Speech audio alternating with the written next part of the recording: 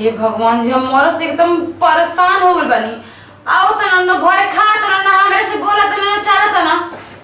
एगो बात युंगा में के का खूबी हो गइल बाटे। कुछ चीज खा के फड़ देना छाता भाग देना। कोनो चीज को के का फड़ देना छाता भाग देना। छाता उनकर के काज रखल बाटे। कहले कि कई छाता पर काज नहीं जे कूलर रखल पंखा बाटे चलत बाटे तो कहले कि बड़ा सुगर ठंडा ठंडा आवा बाटे। देखो तनी उनकर कावन बीमारी धइले बाटे। घर के खाना नहीं के स्वाद ओने खा पी गया होता ना जब देखो तब छते पर चढ़ रहा था ना। आज हम उनका ने पहले ही छत पे जाता नहीं कि का बात बेटे कि छत पर हमेशा जात रहे ना। अब पूछो कर ना तो हमें से ना बतलाए ना और उल्टे लड़ जाना कि तोरा का मतलब है केहू के घर में लेकिन ढुकत छत में जाता नहीं। देखो तनी काय छत पे जाता नहीं पहले हम जाके बैठल बन छत पर और ना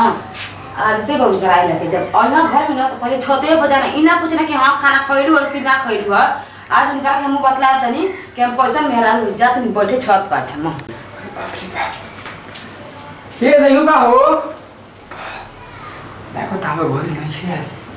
आज भाग जा गइल बा उनको तनी दो गनिया ले भी हो जी अभी फोन करे तो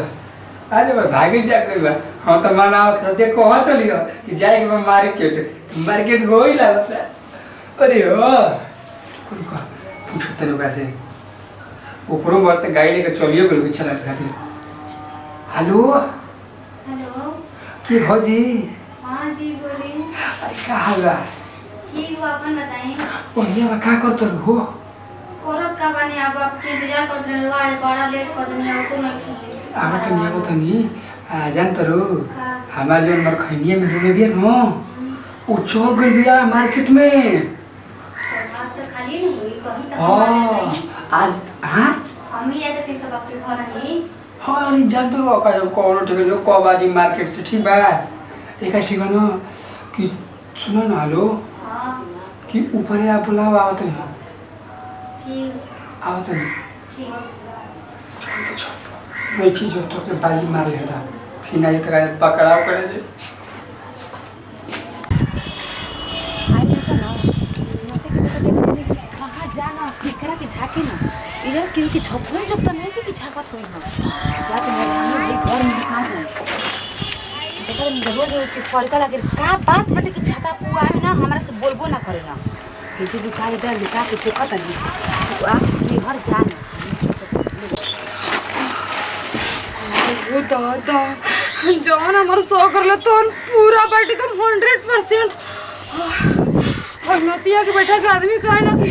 पति परमेश्वर हम झाड़ू से मत मारा नत गाड़ी का लेकिन नीन नाती की बेटा तो लाते से लतिया जगवाना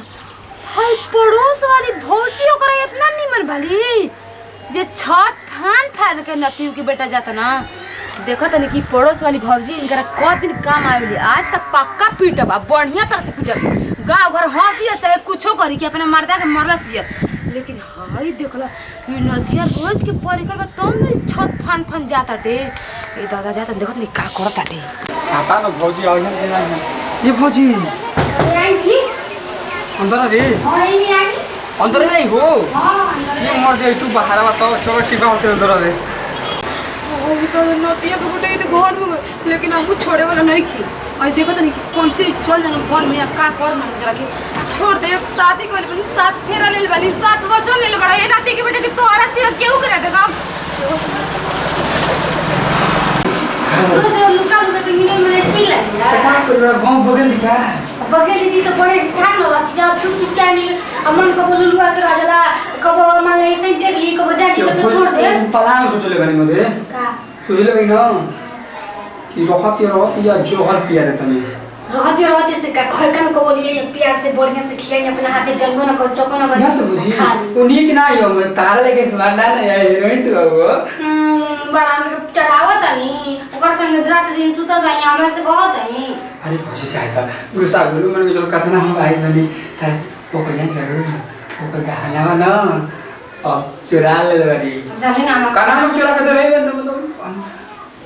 का चल मंडी का चल ना छोड़े हमको पैसा से नहीं ना मतलब जीरो कहां है ऐसे को जीरो मिली त हमरा के पैसा तो नहीं काट जा चाहिए अपना बैंक को खुलाता लो के मन उधर चली चली कपड़ा पहनी तब तो हो जाने क्या रे बेचनी आपके दुख कर देता नहीं दुख दूं ना हां तो यही खातिर आप लेबे कर रही हम हमरे से पूछते हो बानी हमारे के चला भाई मैं तो तनी हाल चल रहा जा हाल जा चंद्र बताते भाई न बानी बात ना खाना बना तो ठीक तोहरा के है ना तोहरा के फेल भी आ तो सवारी आहू का कटरीना बिकार ऐसे काहे कह दे रहो तो अच्छा है हम तो अच्छा है तो ऊपर से का मतलब वो कुछ न रहो वो अपने के लिए ठीक ही बिया छे खाई करे ना होई को तारीफ कर दो अच्छी नहीं लगत हो तोहरा के तो फेल न दे दा तो ऐसा चल अपन काम चल जाते हे नाती के बेटा ईश्वरिया रे बड़ो और हम फेल बनी ना ना देवी देवी अभी के हमारा मुंह देवी भगवान तारा अच्छी मैं हाली तारा लाइन लेके भटक भेज के हमें बता तारा मन हां ऐसा बात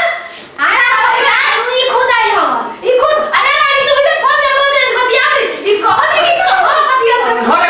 घर फसला चल घर घर मसला अब बाहर लेके काहे के लिए दिल और घर फसला घर बता दे घर ना पकड़ी चला जल्दी काम के निकाल मां हमारा भाई हां ये संतान के काम के ना होला का आए उनके खरीद के हम भरा भेज में बाहर से तारा हम काहे देबे सब बात सुन ले रही कि अपन मेहर लोग सब बड़ा तारा चढ़ा दे ए जी पैसा राजी तू हमार बंदी बा हमार बरू के तू बनाई तार जी ये कवारी रे चलते देखू लासन बैठे पेहाया के अपन बाहर के छोड़े लासन भाई तू जा अपने मर्द के संभाल हम तो खुद संभाल बानी तारे तो पैसा चाहिए केहू के मरसन में मजा मार ले तू हाय देख लो चल दिन उना तू को बेटा के बदले में करता है तो छोड़ दे आया आज बोला कौन रो मत भी फोन तारे बदलाओ तनी जाता है मर्द हमारे भी फोन कर हम ना कर ठीक बना मन जड़ साधा पूरा करते ना